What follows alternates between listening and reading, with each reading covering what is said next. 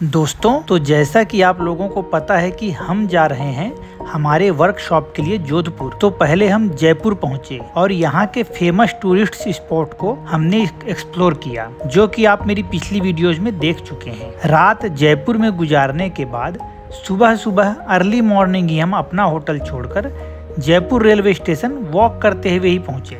जयपुर से जोधपुर के लिए हमारी ट्रेन अराउंड 6 o'clock पे थी। सही समय पर स्टेशन पहुंचकर हम अपनी सीट पर बैठ गए। आज पहली बार मैंने जयपुर स्टेशन में ही डबल डेकर ट्रेन देखी, जो कि जयपुर से दिल्ली जा रही थी। हमारी ट्रेन भी 6 बजे जयपुर से जोधपुर की ओर निकल चली। रास्ते में काफ़ी सारे नमक के झील हमें दिखलाई दिए और ट्रेन से बाहर आरावली पर्वत श्रेणियाँ बहुत ही सुंदर लग रही थी। जयपुर से जोधपुर का सफ़र लगभग 5.5 घंटे का था। जब मैं जोधपुर रेलवे स्टेशन पहुंचा, स्टेशन को देखकर ही एहसास हुआ कि यह सिर्फ एक रेलवे स्टेशन नहीं, बल्कि राजस्थान की खूबसूरती और सांस्कृतिक धरोहर का भी प्रतीक है। थोड़ी देर तक रेलवे स्टेशन की खूबसूरती को देखने के बाद हम दोनों धीरे धीरे एग्जिट गेट की ओर बढ़ चले, क्योंकि हमारे पास काफ़ी सामान था। तो हमें जाना था स्टेशन के क्लॉक रूम। स्टेशन से बाहर निकलकर हमने अपना भारी भरकम सामान क्लॉक रूम में रख दिया, ताकि बिना किसी चिंता के शहर का आनंद ले सकें और निकल पड़े घूमने के लिए। रेलवे स्टेशन से बाहर निकलकर हमने पकड़ी एक ऑटो और निर्णय किया कि जितना समय हमारे पास है उतने समय में शहर को एक्सप्लोर करके कुछ इम्पोर्टेंट प्लेसेस को हम विजिट आज करेंगे। ऑटो वाले भैया हमको शहर घुमाते हुए लेते हुए जा रहे थे और बीच बीच में जो भी इम्पोर्टेंट पॉइंट्स आ रहे थे, जो भी जानकारी उनके पास थी, वो हमको अच्छे से बतलाते हुए चल रहे थे। यहाँ की सड़कें देखकर मुझे लगा कि सड़कें काफ़ी चौड़ी हैं, बहुत अच्छी हैं और साफ़ सुथरी भी लग रही थी। बस यहाँ के ऑटो वाले और जो बस वाले हैं, इनका चलाने का अंदाज ज़रा निराला है, बहुत ही रैश ड्राइविंग ये करते हैं। जगह जगह पर दीवारों में राजस्थान की संस्कृति को संजोने का प्रयास यहाँ पे किया गया था, जो मुझे बार बार दिखलाई पड़ रहा था। धीरे धीरे शहर को एक्सप्लोर करते हुए हम आगे बढ़ रहे थे। अच्छे खासे पेड़ पौधे, कलरफुल फ्लावर्स हमको दिखलाई दिए रास्ते में।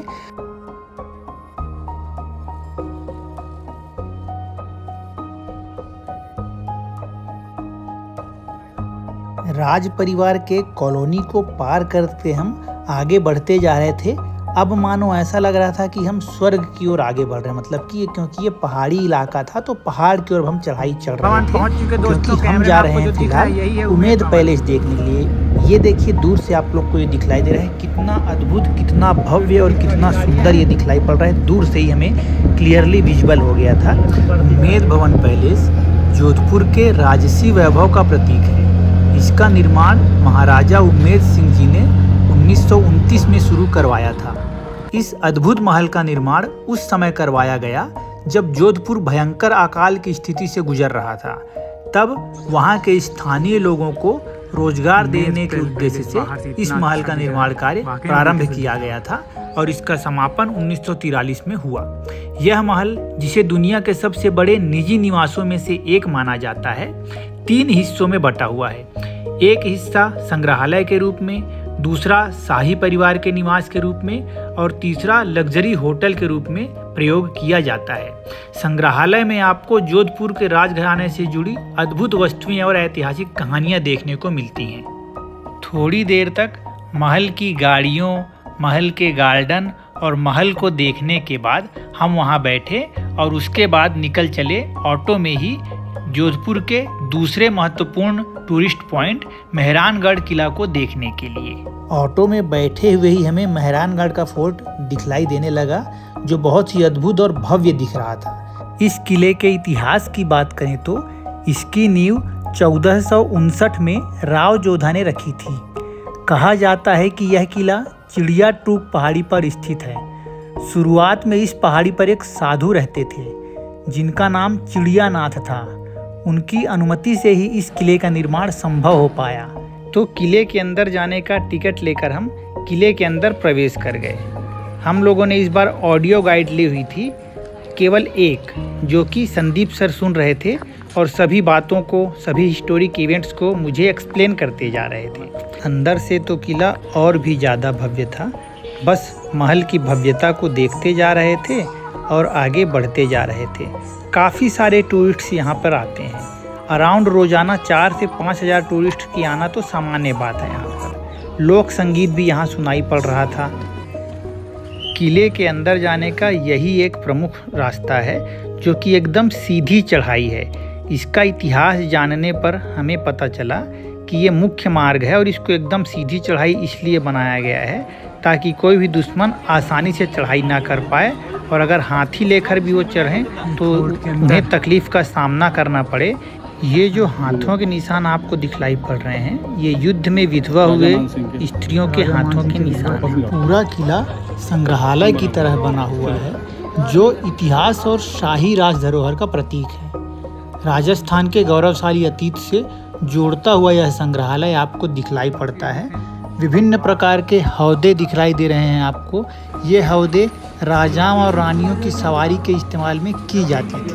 पालकी गली आ रहा है, रानियों की पालकी यहीं से आती है। महल की खूबसूरती को देखते हुए हम आगे बढ़ते हैं तो अब हमें दिखलाई देता है ये रानी की पालकी कैनन। तो उसके अलावा फिर हमें दिखलाई पड़ता है तो ये प्राचीन कालीन सिक्के और ये लंबी सीढ़ियाँ।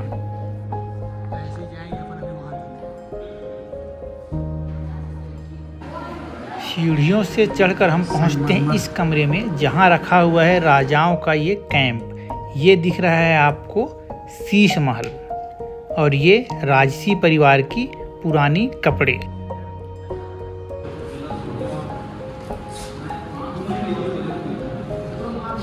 ये दिखलाई पड़ रहा है शाही शस्त्र अस्त्रों का संग्रह। इसमें राजपूत योद्धाओं की तलवारें, भाले, कवच, कुंडल आदि शामिल हैं। ये वस्तुएं न केवल राजपूतों के शौर्य की गाथा सुनाती हैं, बल्कि उनकी कलात्मकता को भी दर्शाती हैं।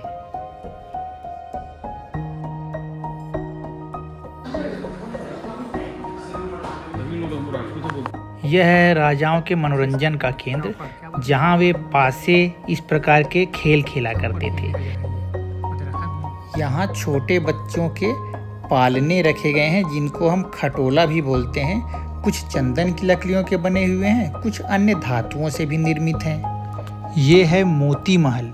इसकी दीवारें चूने और बारीक पिसे हुए सीपों के मिश्रण से बनी हुई है, जो इसे मोती जैसा चमकदार रूप देती है। यहाँ पर राज दरबार लगा करता था।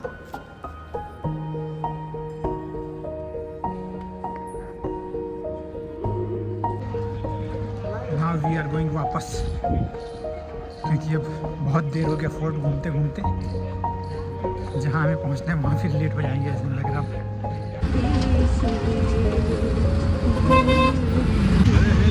यहाँ भी ऐसा यहाँ चल रहा है।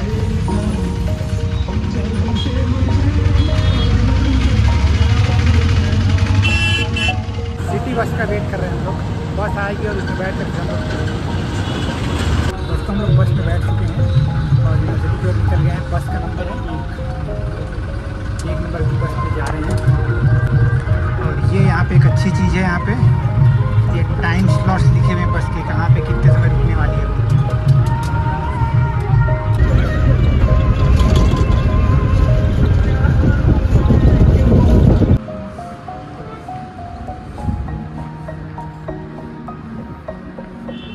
पूरा यूनिवर्सिटी कैंपस है, काफ़ी बड़ा है, अभी भी अंडर डेवलपमेंट ही है मुझे लग रहा है। ऐसा करते हैं कैंपस में थोड़ा सा अपन पहले गेस्ट रूम में जहाँ हमको पहुँचना है वहाँ थोड़ा सेटल हो लेते हैं।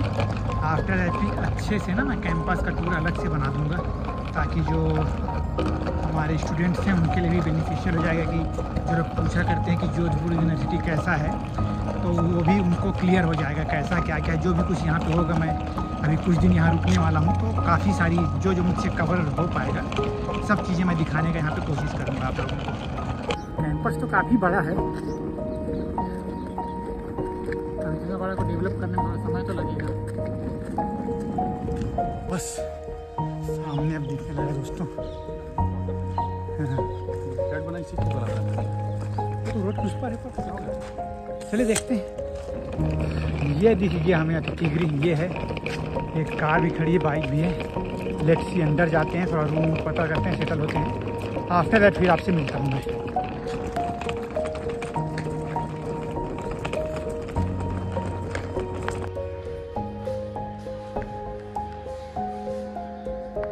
ये हम लोग का रूम। हाँ, अगरबत्ती जला दे रहे हो।